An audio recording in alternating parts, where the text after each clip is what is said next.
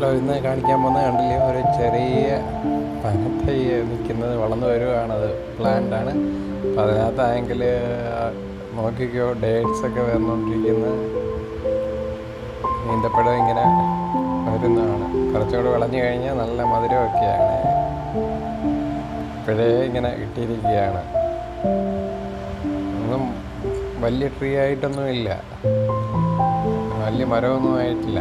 ഒരു ഹൈറ്റൊക്കെ ആണെങ്കിൽ ഒരു 1.5 മീറ്ററൊക്കെ ഉള്ളൂ ഇത് കണ്ടിട്ട്.